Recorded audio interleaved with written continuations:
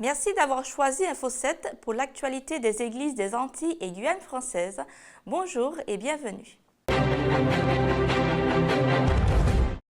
En Guyane, l'évangélisation pour le pasteur Antonio Amorim se fait sur le terrain, au contact direct avec les habitants de la ville de Cayenne, dans les rues de la Crique. C'est un quartier sensible où on retrouve dans la majorité de la population des étrangers en situation irrégulière.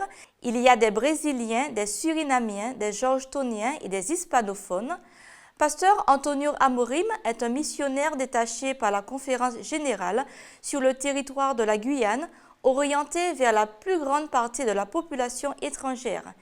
Il recherche actuellement un lieu de culte pour les communautés brésiliennes et anglophones et souhaite former un petit groupe pour les Espagnols. Nous le suivons dans ses recherches en compagnie de Taylor Lambert et Serge Raphaël.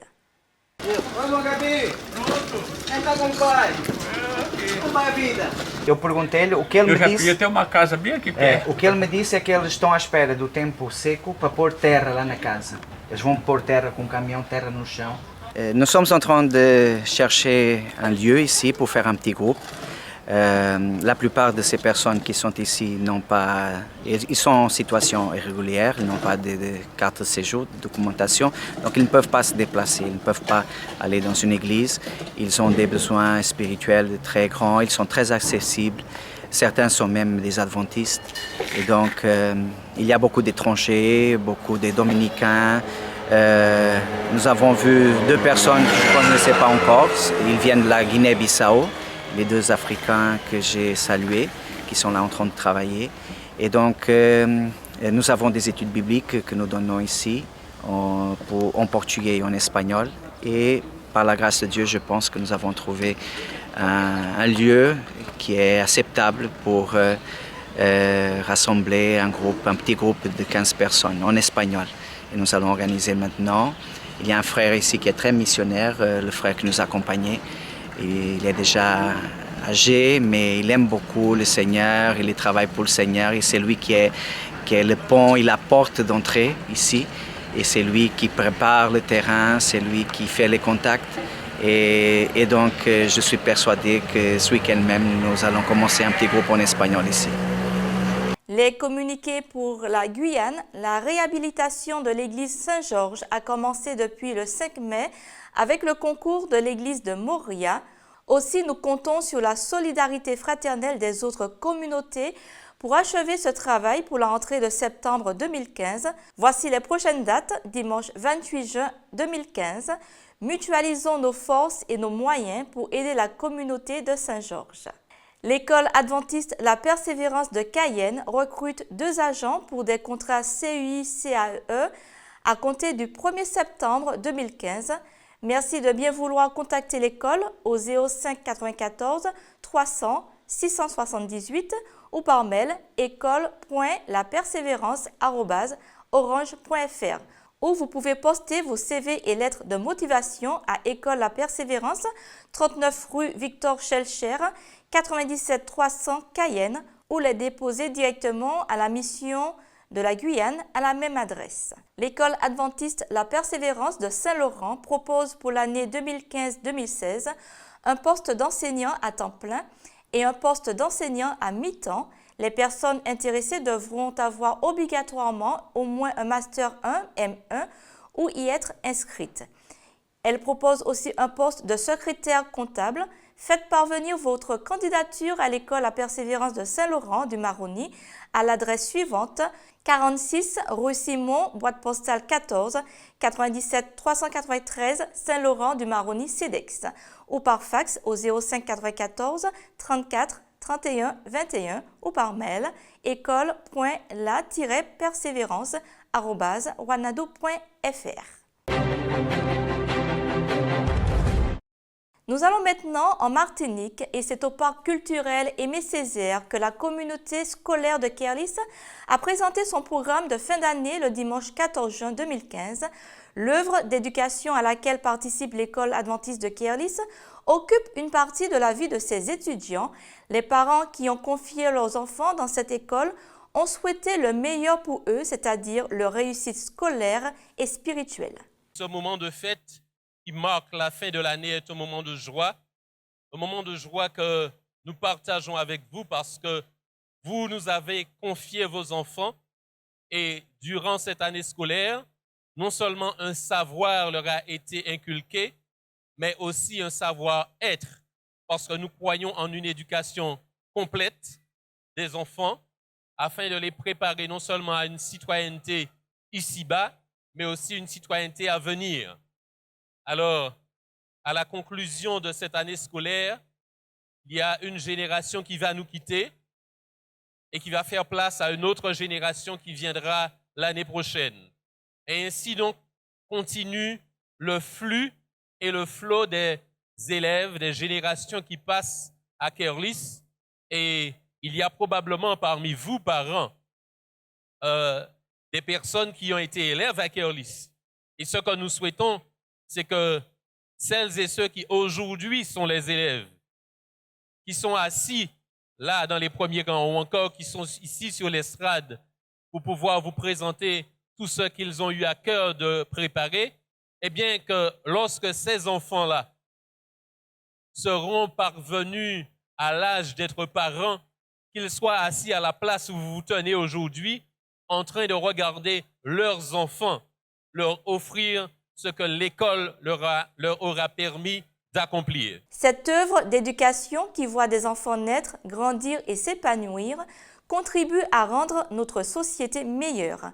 C'est en présence des parents, des professeurs et des amis que les enfants se sont exprimés par le chant, le steel band, des chorégraphies. Je vous laisse découvrir un extrait de cette fête de fin d'année de l'école adventiste de Kerlis.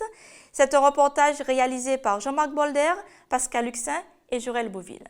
La puissance de son nom. La puissance de son nom. La terre déclare sa majesté, sa grâce et sa bonté. L'univers démontre sa grandeur, la puissance de son nom. Aujourd'hui, nous avons eu la fête de l'école de Kerlis. Après une année de travail où les enfants ont appris à déclamer, à chanter, à dire, à lire et à écrire, bien tout au long de l'année, ils ont écrit des scènes, ils ont mis en scène. Et ce soir, nous avons eu la réalisation de tout ce travail. Et nous remercions Dieu pour son aide, pour son assistance, pour l'intelligence qu'il donne aux professeurs, la patience qu'il leur donne pour pouvoir aider, instruire et éduquer ses enfants.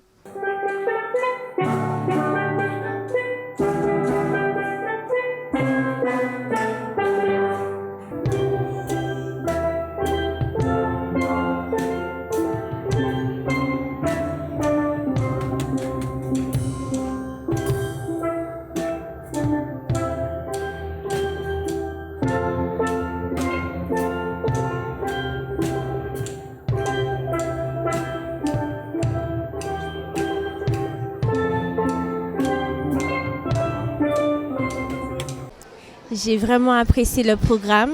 Les élèves ont participé de bon cœur. Ils ont été patients, que la gloire soit rendue à Dieu parce que nous avons vraiment réalisé que tous les enfants ont au moins un talent. Donc je veux remercier les professeurs, les maîtresses, tous ceux qui les ont accompagnés et que la gloire revienne à Dieu. Chaque coup, sa cicatrice, chaque son, son écho. Et ce soir, quel souvenir de ce rendez-vous, quelle trace resteras-tu de nos chansons? Garderez-vous en mémoire, Quelques notes, quelques mots. Que restera-t-il ce soir quand viendra le rideau? Nous sommes vraiment heureuses d'avoir terminé ce programme. Nous espérons que ça a été une réussite. Nous avons beaucoup transpiré, mais nous sommes contents d'avoir vu les enfants évoluer à la gloire de Dieu. Alors, je ne sais pas si on peut dire l'année prochaine, mais vive les enfants de Kerlis. La route de Jérusalem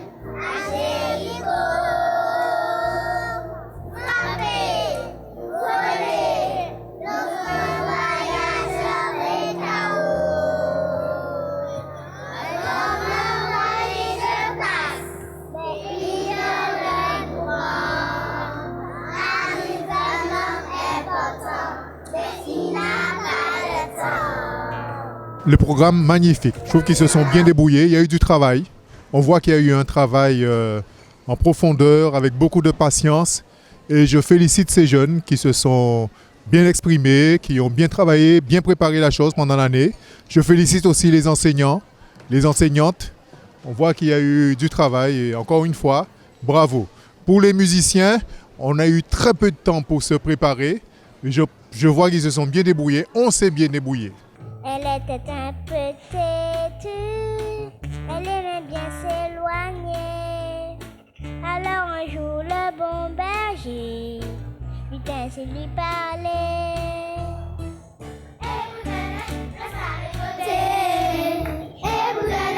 Écoute-moi bien, obéis, tu pourrais tomber. Voici ton berger, reprenez le chemin. J'ai trouvé le programme très bien et j'ai bien aimé les mimes et les chansons. Dieu a béni l'école de Kerlis. C'est reproduit ce qu'ils ont appris pendant l'année et je loue Dieu pour cela. Que le nom de Dieu soit loué. N'oublions pas qu'on a affaire à des enfants.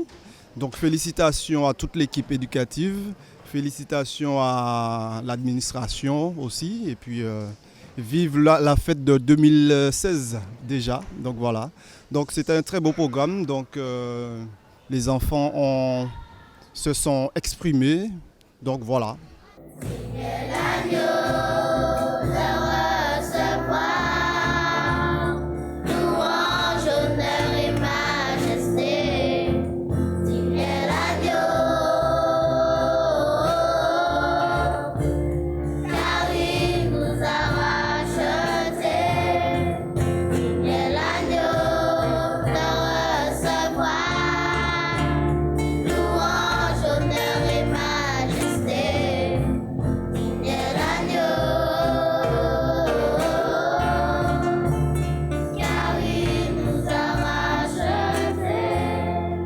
J'ai trouvé ce programme très intéressant, surtout le moment où il y avait les moutons.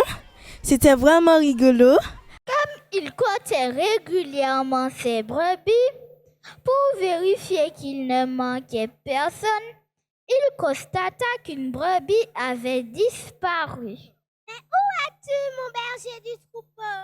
Je me suis éloignée en convoitant une belle verte, touffe, blessée, apeurée, pétrifiée. Sinon, je pense aussi que ce serait bien s'il faisait un autre endroit parce qu'il n'y avait pas assez de place. Sinon, c'était bien organisé, c'était pas mal. Eh ben, j'ai trouvé que c'était un bon moment de voir les enfants ce qu'ils ont appris, comment ils ont pu connaître les textes, etc. Toute la gloire revient à Dieu. Et surtout, les chorégraphies, c'était magnifique. L'année dernière, c'était vraiment pas pareil, mais là, c'était extraordinaire. Oui. Extraordinaire. Surtout avec le langage des signes que les enfants apprennent à l'école, qui ne se fait pas partout, mais s'il y a le langage des signes dans toutes les chorégraphies, ça serait pas mal. Oui, en tout temps. Oui, en tout temps. Si tout va bien, chante ta joie. Tu es heureux, chante ta joie.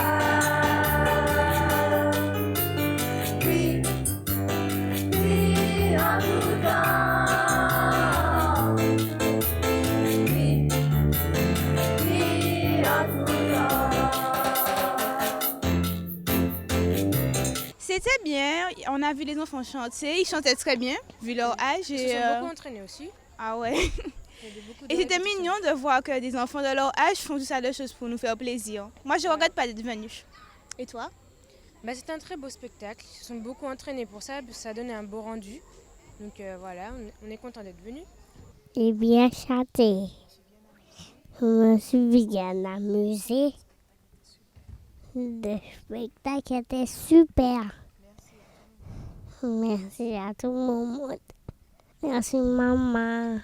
Les communiqués pour la Martinique, la journée détente des aventuriers et castors, c'est dimanche 28 juin 2015, avec pour thème à la poursuite du diamant jaune, Jésus le soleil de justice.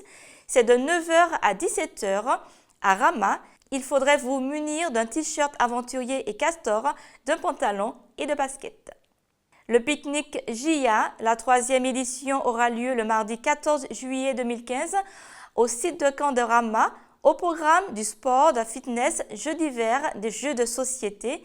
Les inscriptions commenceront bientôt. Restez à l'écoute des annonces de la Fédération de la Martinique. Le concours de création musicale, un deuxième volet, sera organisé au début du mois de septembre 2015. Les autres compositeurs qui souhaitent y participer sont invités à faire parvenir leurs partitions, paroles et bandes-son à l'adresse suivante fedecom02@gmail.com. Les compositions à présenter sont celles qui pourront être utilisées pour le culte d'adoration, pour la jeunesse ou pour l'évangélisation, que ce soit en assemblée ou en chœur, groupe, voix comme soliste. La formation continue. Nous invitons les animateurs des classes EDS, des enfants et des adolescents, les parents et tous ceux qui ont à cœur d'accompagner les enfants de 0 à 14 ans à s'inscrire à la formation continue qui débutera le dimanche 20 septembre 2015. La journée de l'enfant et de l'adolescent, c'est le 17 octobre 2015. Le manuel comprenant la semaine de prière ainsi que la journée du 17 octobre 2015 est à votre disposition à la Fédération de la Martinique. Nous sommes maintenant dans le département de la Guadeloupe. Le sabbat 27 juin 2015 sera la journée des communications et de la radio. Un message solennel doit être adressé à toute nation, à toute tribu, à toute langue et à tout peuple, selon la déclaration d'Apocalypse 14, verset 6. Mais comment et par qui cette mission pourra s'accomplir? Le département des communications de l'Église adventiste du 7e jour de la Guadeloupe et la radio Vie Meilleure ont uni leurs forces pour vous sensibiliser aux grands défis évangéliques à relever. Un défi, atteindre le monde. Jésus, celui qui nous lance ce défi, est en mesure de nous accompagner et de nous aider à trouver les moyens pour accomplir cette mission. L'un des moyens utilisés est la radio, un outil qui peut atteindre les habitants de la Guadeloupe et même ceux du monde entier. C'est pourquoi la radio Vie Meilleure, par le biais du net, peut toucher plus de 5000 personnes par jour grâce à des techniques nouvelles, des animations, des productions d'émissions. Aidons RVM à remplir sa mission, mais comment? Écoutons la directrice Eliane Caveau de Radio Vie Meilleure. La fréquence de la radio Vie Meilleure est 93.3, évidemment en FM. Notre site radiovimeilleure.com, alors que je souligne que nous avons de très nombreux auditeurs via Internet. Par exemple, au cours de l'année 2014, c'est plus de 1 million de personnes qui ont été connectées. Et au cours du mois d'août 2014, j'ai été d'ailleurs très surprise lorsque nous sommes allés faire la recherche de voir qu'il y avait en août 395 000 connexions. C'était surprenant, d'autant que c'est un mois où justement on croirait que les gens sont souvent en vacances, mais ils ont dû joindre l'utile à l'agréable. Il y a de nombreuses personnes qui, écoutant la radio, des personnes qui ne sont pas forcément chrétiennes ou qui ne partagent pas notre idéologie adventiste, mais des gens qui écoutent la radio. Nous avons souvent des appels de personnes qui sont très touchées et qui disent en zappant, je suis tombée sur cette radio, je ne veux plus jamais la quitter. Et certaines sont venues à l'église et y sont restées parce qu'elles ont entendu la radio. Que Dieu continue de faire ce travail. Il arrive quelquefois que les auditeurs appellent à la radio pour faire des remarques par rapport aux horaires des émissions. Par exemple, une émission qu'ils apprécient bien, mais pour eux c'est un peu trop tardif. Donc on reste ouvert donc à leurs remarques, à leur sensibilité, de telle façon que nous puissions donc améliorer. Donc ça nous arrive de changer un petit peu les tranches d'horaire de certaines émissions pour répondre un petit peu aux demandes des auditeurs, oui. Alors, difficulté technique, c'est qu'au niveau de Radio Vie Meilleure, nous sommes situés, on peut dire, au bout de course de l'énergie électrique, ce qui fait que nous avons beaucoup de variations de courant, d'instabilité au niveau du circuit électrique, ce qui nous oblige donc à mettre des onduleurs. Et nous ne sommes pas arrivés à un point où nous avons l'onduleur qu'il faut pour permettre une stabilité du courant d'une façon continue, pour éviter que les appareils tombent en panne, quoi. Donc ça, c'est une difficulté pour nous à ce niveau-là.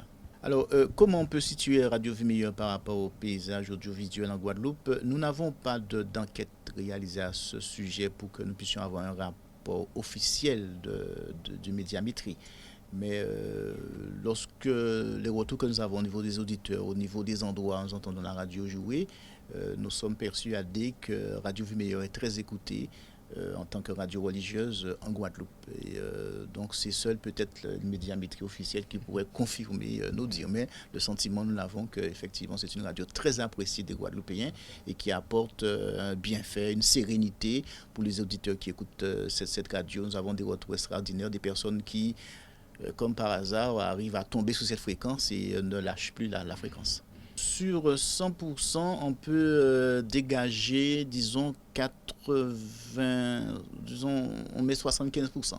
Parce que du côté de Sainte-Rose, Baye-Argent, l'autre côté de on n'arrive pas à capter. Mais toute la partie Basse-Terre, oui, ça passe bien. Grande-Terre aussi, ça passe bien. Donc, c'est un obstacle qui a été enlevé lorsque la radio maintenant émet sur radioviemeilleure.com. Sur ce site, on peut écouter la radio. Donc, partout où il y a une connexion Internet, les gens peuvent écouter. Et nous avons les statistiques que nous pouvons vérifier sur le site. Nous avons énormément de personnes qui se connectent à l'étranger sur la radio Vie Meilleure.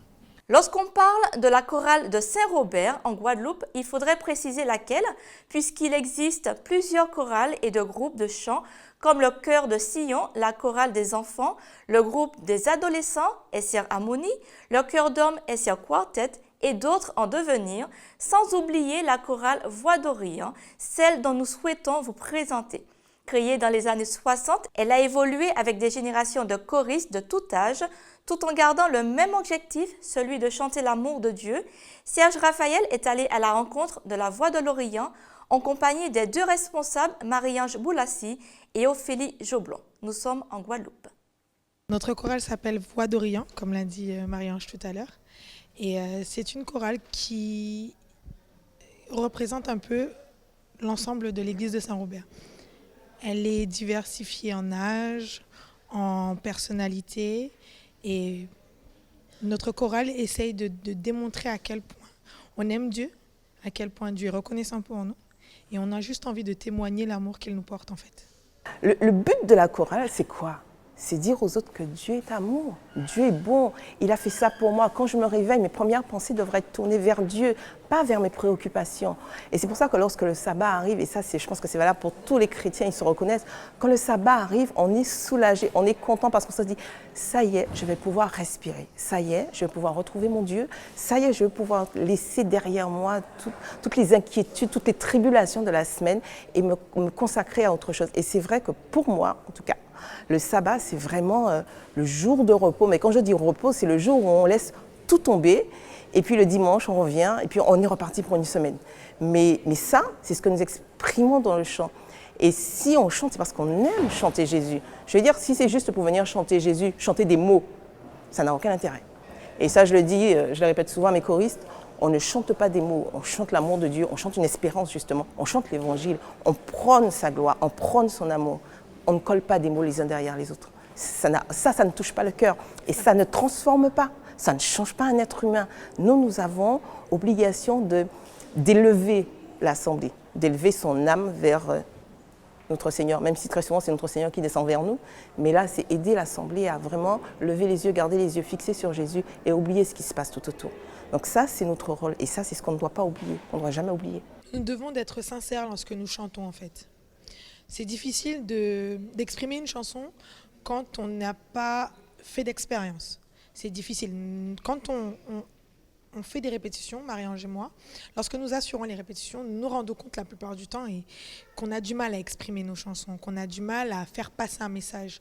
On chante pour chanter, on ne chante pas pour dire que le message est utile. Alors souvent, on dit à nos choristes de trouver quelque chose dans leur tête, une expérience qui fait que ce message-là leur est propre. Qu'on parle à un individu, qu'on parle à quelqu'un, qu'on lui dit, tu sais, moi j'ai souffert, mais toi aussi, t'inquiète, on n'est pas seul. Et on a un Dieu qui est là pour nous soutenir.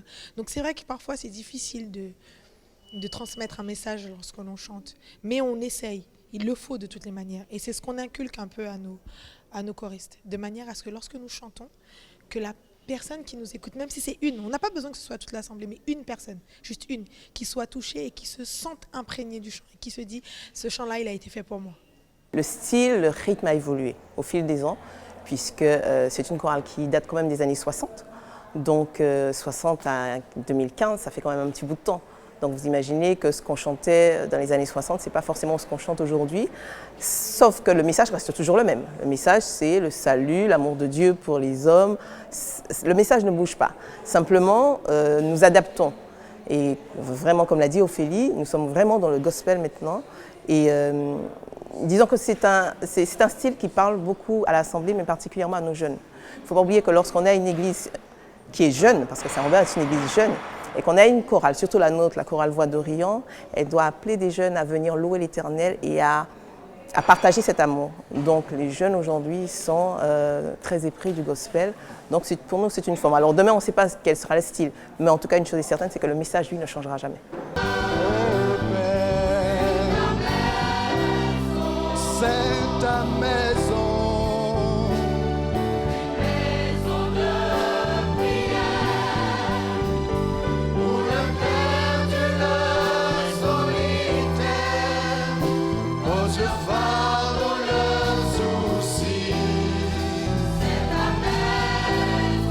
C'est ta maison. C'est ta maison.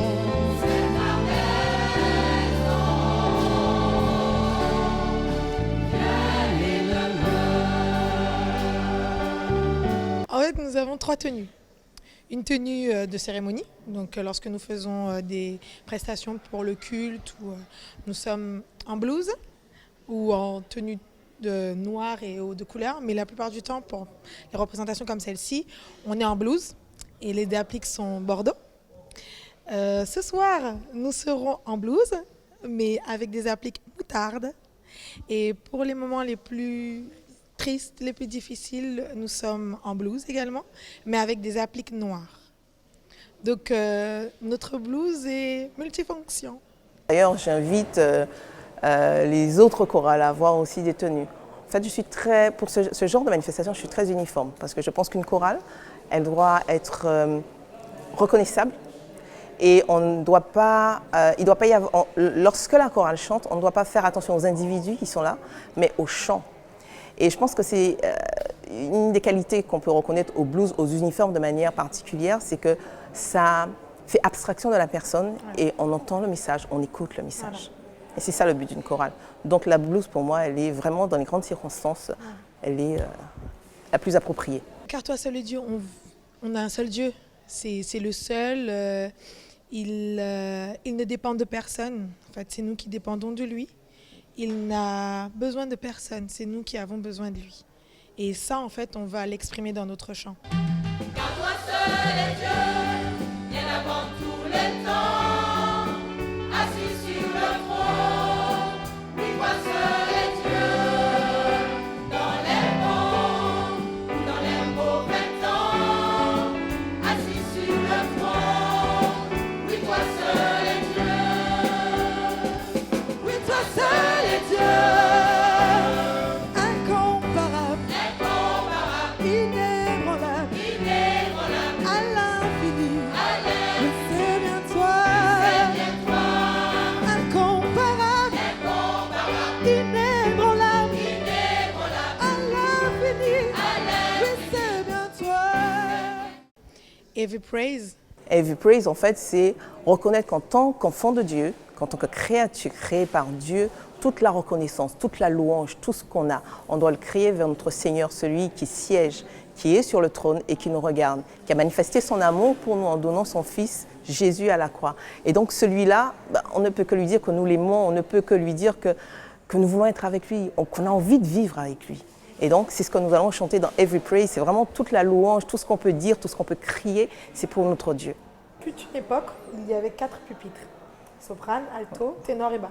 On chante beaucoup plus de gospel et dans le gospel moderne, il n'y a que 3 pupitres, soprane, alto et ténor. Comme nous sommes une chorale qui date depuis des années, on a quand même gardé ce pupitre basse, mais on l'a appelé ténor basse. C'est-à-dire que les basses font la voix des ténors, mais à l'octave en dessous. Donc, officiellement, il n'y a que 3 pupitres, mais que nous avons transformé en 4 pupitres pour satisfaire tout un chacun dans notre chorale, en fait. Ô peuple du Seigneur, des paroles pleines de charme bouillonnent dans mon cœur. Je dis, mon œuvre est pour le roi. Et que ma langue soit comme la plume d'un habile écrivain. Tu es le plus beau des fils de l'homme. La grâce est répandue sur tes lèvres. C'est pourquoi Dieu t'a béni pour toujours. Vaillant guerrier, c'est ton épée, ta parure et ta gloire. Oui, ta gloire. Sois vainqueur. Monte sur ton char, défends la vérité, la douceur et la justice.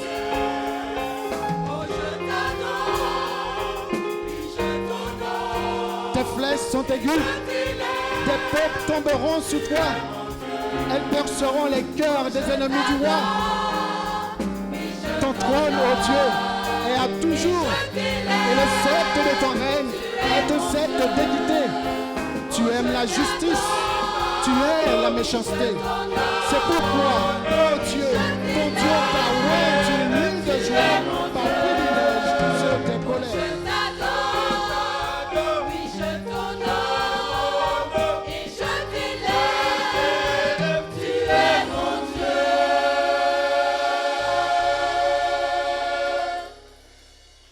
Alors la chorale de Saint-Robert, avant, dès l'origine, quand elle a été créée, c'était un moment de rencontre, de convivialité pour les membres. Donc, ils se rencontraient souvent, d'accord, vendredi, samedi, des fois même ils faisaient des répétitions en semaine. Les choses ont évolué.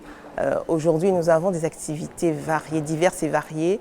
Il y a des choristes qui travaillent sur la basse terre, d'autres travaillent sur la grande terre. En fait, on passe son temps à courir. Donc, pour prendre en compte justement ce rythme de vie, vraiment pour le prendre en compte, nous avons décidé de changer les répétitions. C'est-à-dire qu'on ne se rencontre plus aussi souvent, mais nous avons mis à notre disposition les méthodes, les multimédias d'aujourd'hui, les nouveaux outils, donc on utilise. Donc ce qui fait, ça nous demande du travail. En tant que responsable, que chef de chœur, ça demande du travail supplémentaire, mais nous faisons les voix et nous envoyons les voix aux choristes, donc ils apprennent leur voix chez eux. Et lorsque nous nous rencontrons, c'est pour répéter, voilà, la mise en forme. Alors le nombre de répétitions, en général, on devrait faire 2 répétitions par mois. Mais par exemple, quand il y a des activités, comme c'est le cas en ce moment, là, nous répétons souvent. Effectivement, durant cette campagne, nous avons répété tous les samedis, puisqu'il fallait qu'on prépare le programme de la campagne. Mais sinon, c'est 2 répétitions, sauf s'il y a une activité spéciale. Et c'est largement suffisant. Lorsque on utilise véritablement les supports fournis, 2 répétitions, c'est vraiment suffisant. Maintenant, quand on se rend compte qu'un chant n'a pas été appris comme il l'aurait dû, à ce moment-là, nous sommes obligés de refaire du travail, le travail qui aurait dû être fait à la maison, on se voit obligé de le refaire pour que tout le monde puisse être sur la même base et qu'on puisse avancer. Pendant quelques temps, on a dit que Saint-Robert était la plus vieille des chorales. La chorale Voix d'Orient, c'était la plus vieille. Je ne sais pas si c'est toujours la plus vieille, mais c'est vrai qu'on a toujours fonctionné. Depuis l'existence de cette chorale, elle a toujours fonctionné. Alors que les autres églises perdaient leur chorale, parce que les jeunes s'en vont, parce que les adultes prennent de l'âge et sont un peu fatigués. À Saint-Robert, il y a toujours eu de la relève. Et justement, donc, aujourd'hui, j'ai tenu à faire l'interview avec Ophélie. Ophélie, c'est la relève. Alors demain, je ne sais pas qui c'est qui sera là, mais il faut assurer la relève. Et lorsque les chorales ne préparent pas leur relève, eh bien, on se retrouve à des moments où il n'y a pas de chorale. Donc moi, si j'ai un conseil à donner, c'est d'inciter les membres à créer une chorale. Ça, c'est important, créer une chorale et assurer la relève. C'est-à-dire qu'il faut donner à tout le monde la possibilité de s'exprimer et de les accompagner. Parce que ça ne veut pas dire que nous sommes parfaits. Je ne suis pas parfaite, elle n'est pas parfaite. Nos choristes ne sont pas parfaits. Mais le Dieu que nous servons, lui, est parfait. Donc ce que nous n'arrivons pas à faire, lui, il le fait. Et gloire soit rendue à son nom pour cela. Donc, ayez des chorales. Ça, c'est vraiment, ce serait magnifique de pouvoir faire des rencontres avec toutes les chorales de la Guadeloupe. Ce serait vraiment magnifique, sans parler de concours, mais vraiment de se rencontrer et puis de voir ce qu'on partage, d'échanger. Ça, ce serait magnifique. La chorale est quelque chose d'utile. Même moi, en tant que jeune, en fait, je suis passée par diverses étapes. Aujourd'hui, je fais partie de ma chorale de Saint-Robert, La Souche. Je suis ses traces. Je suis la trace de tous ceux qui ont été à la tête de cette chorale. Et je pense que lorsque nous, en tant que jeunes, on prend la relève, ça encourage les plus jeunes à rentrer dans la chorale. C'est vrai qu'aujourd'hui, on va demander à un jeune de rentrer dans la chorale, il va dire « Ah non, vous chantez des vieux chants, puis c'est pas intéressant. » Alors qu'ils vont voir que je suis là, parce que je suis proche en fait d'eux, on va dire « Bon, Ophélie, tu es là, donc on va s'inscrire. » Et puis bon, on va diversifier les styles, on va essayer de faire en sorte que chacun se sente à l'aise. Donc, moi, je suis ces traces, je suis d'accord avec elle. La chorale est utile dans une église. Ça permet la vie, ça permet de s'épanouir pour ceux qui se sentent mal chez eux. La chorale est un moyen de s'épanouir. C'est aussi un moyen de se rencontrer, de lâcher tout ce qui nous a oppressés durant la semaine. Et c'est un moyen aussi de créer des liens. Finalement de former une famille. Situé dans l'immeuble Boulogne, situé à Rivière-des-Pères, à Basse-Terre, en Guadeloupe, plus précisément face à la station Vito, l'espace Madiana Beauty est un espace d'esthétique, de coiffure et de bien-être, une installation de 2000 m² qui contient plusieurs espaces selon les soins proposés par Diana Racon, gérante de ce centre de bien-être. Elle vous accueille dans ce cadre magnifique, une ambiance feutrée et un personnel diplômé. Membre du syndicat des esthéticiennes de la Guadeloupe, spécialiste de l'esthétique et de la coiffure, elle nous parle de sa profession et de son Dieu. Suivez la visite guidée. Nous avons aussi donc implanté un pédispa qui va donc promouvoir tout ce qui est activité de manucure, pédicure, nettoyage des ongles.